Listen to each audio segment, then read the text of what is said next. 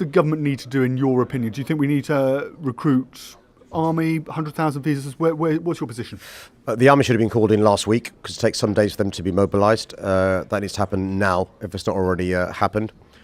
We've got to recognise that actually it's hardly surprising that if you spend the last 4 years slagging off EU citizens, they may not want to come and help us out when it comes to these 5,000 visas the government's announced. They've got to resolve the issue of making it enticing for people to come.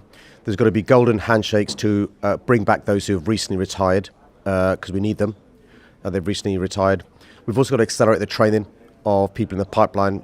There's actually a good reason why there's been a backlog of training because of the pandemic and people having to keep their social distance. All those things have got to happen. But also, when you look back at previous fuel crises, which weren't telegraphed, what the governments previously have done is to, for example, reserve fuel for those who definitely do need it. So the good news is our emergency services and TfL, we've got enough fuel, we've got enough reserves. What about the care worker? What about the black cab driver? What about the PHV driver?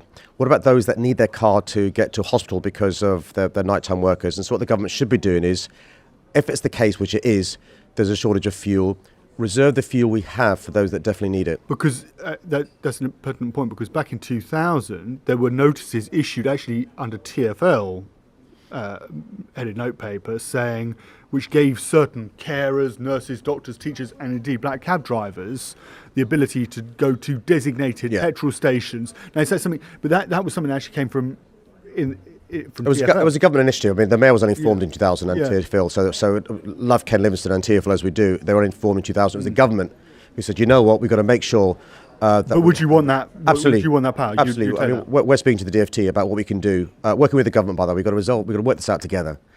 Yes, they're to blame for a lot of this, but we've got to work together to resolve this. And so what we want the government to do is to, look, we know for the foreseeable future, there's going to be a shortage of fuel. Right, and because people have I mean, you must be privy to those meetings with senior industry leaders, the emergency services.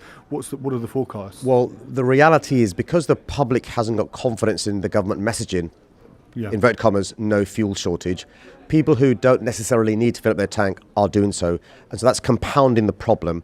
And so I think for the next few days, at least, there's going to be a shortage of fuel. My message to those who don't need the fuel is, please don't fill up your tank if you don't need to. Because think of the care worker looking after your mum and dad. Think of the hospital staff who need to get to hospital because the public transport doesn't serve their hospital. Think of the people who need the fuel. But I think for the next few days, we've got a big problem. That's why it's really important for the government to get a grip, but also to show they've got a grip. Look, how are you going to deter people from filling up their tank when they don't need it? When the answer is they're going to have confidence that the government's got a grip so they won't fill up their tank. And where do you think that within a few days this will be resolved? Do you think it can be sorted out, or do you think it's going to go beyond? The good news is, in 2000, which is the most comparable situation, the government sorted it pretty quickly.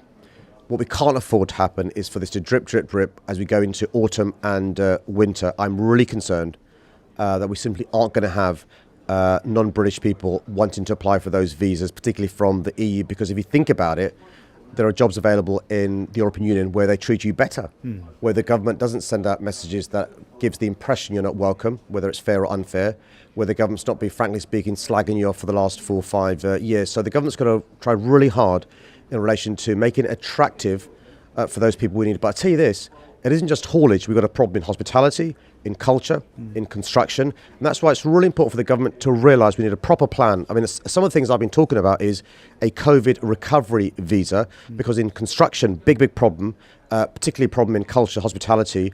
We're going to be talking about making sure we make it enticing people to come, but also accelerate training up people in this city, in this country, to have the skills for the jobs we're creating.